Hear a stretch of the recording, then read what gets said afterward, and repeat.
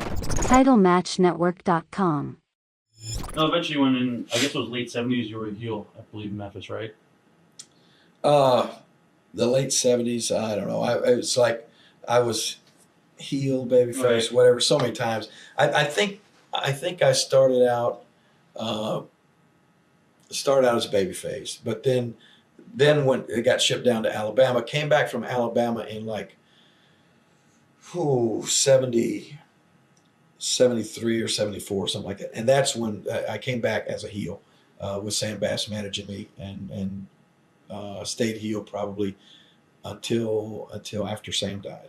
Now, would you say that one of your big matches would be with Jack Brisco? Was that like one of the big turning points in your career? Oh, well, what happened, I guess the way I even got to wrestle Jack Brisco was the fact that I for some reason was always a fan of, as I said, I was a fan of the bad guys, but I was a fan of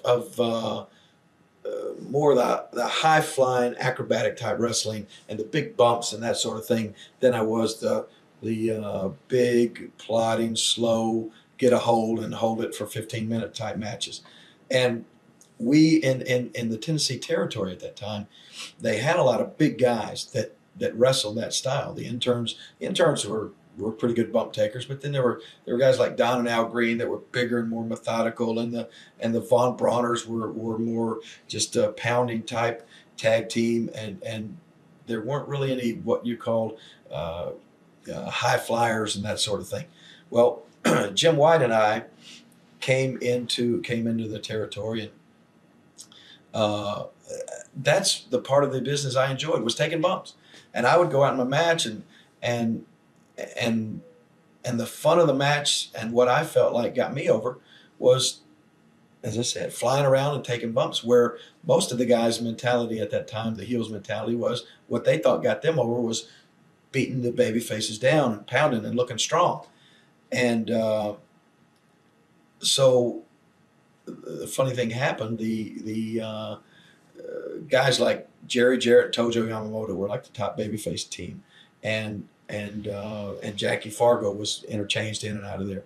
And when they wrestled against these guys that were always in the main event, and when they wrestled against guys like the Greens or the Von Brauners or the interns, they would just get pounded down, and of course they would eventually win. But it was just like most of the match they were selling. And so they're looking at us down on the opening matches, and we're flying around and taking bumps and getting beat. And of course, the fans are cheering for the guys that we're wrestling like crazy, because we're making these guys look like $1 million. And so it didn't take very long that Jerry Jarrett came to me, actually went to Jackie Fargo and said, "Hey, why don't we work a program with Lawler and White? And these guys make us look good." And so, sure enough, that's what happened. We got moved right up simply because of the style that we worked. We were more selling type heels, and begging off, and being a cowardly type heel as opposed to being the big strong heel.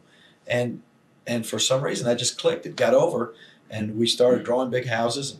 After about a year or so, Jim White uh, left the team and moved out of Memphis, and so I went to become the single wrestler. And of course, I can't take credit for this. They just got the idea to push me into title contention, and I'll never forget the way they did it. They looked down around, and they picked out like the top 10. They told the people, King's going to go on or Jerry Lawler's going to go on this quest for the title, but in order to get a title shot, he's got to go through the top 10 contenders. And they had a list of Terry Funk, Dory Funk, The Sheik, Bobo Brazil, Dick the Bruiser, all of these big names that people had only read about in magazines or things in Memphis. These guys had not really ever even come to Memphis, but the people knew that they were big national stars. And this was the first time that the promoters, Goulas and Welch, and I think Jerry Jarrett was the one that talked him into doing it, actually went to the expense of paying the trans and flying these guys these big stars into Memphis to wrestle me, and the people just got swept up into it, and all of this was to try to get a shot at Jack Brisco, who was at the time the NWA World Champion.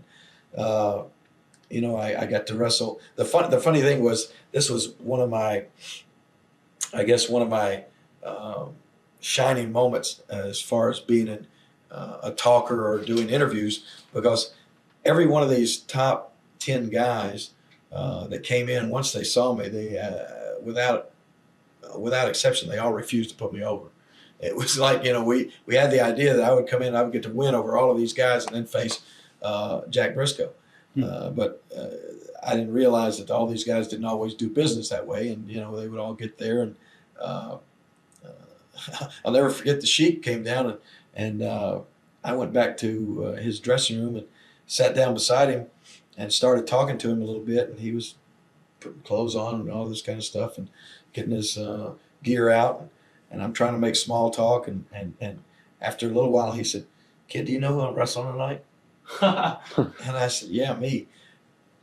And he said, "Oh, I thought you were like the ring crew or something." So anyway, if it boiled down to, a lot of these guys got disqualified, or one way or the other, or count out, or some sort of thing. Sam Bass interfered. But anyway, I was able to talk my way after the match and convince everybody on television that I had won each one of these matches. And so finally got to wrestle Jack Brisco, and that that was probably one of the biggest matches as far as instant credibility. But I think this quest for the title thing really led up to that and made that match that big. You kind of just touched on your skills with the mic. How did you develop your skills? Because with probably one of the best talkers in the business. And well, I think without a doubt being on the radio beforehand, but I still got to go back once again and credit Jackie Fargo and Eddie Bond for giving me that opportunity, and a couple of guys. One guy that was a disc jockey there in Memphis and has now gone on to be one of the most famous DJs in the country. He's still on the biggest rock station in New York City right now. His name's Scott Shannon. At that time, Scott Shannon was a DJ in Memphis, and I, once again, through my art, I entered a art contest that Scott Shannon and his radio station put on, and won the art contest, and got to meet Scott and befriended him, and he gave me a lot of pointers on radio stuff and that kind of thing. And I just think that background helped me know what it took to be able to communicate or communicate your thoughts to the people that were out there watching them, and not to be afraid of the camera, and not to be to know that the worst thing they could have is dead air. To just basically keep talking all the time, and that was a big part of it. TitleMatchNetwork.com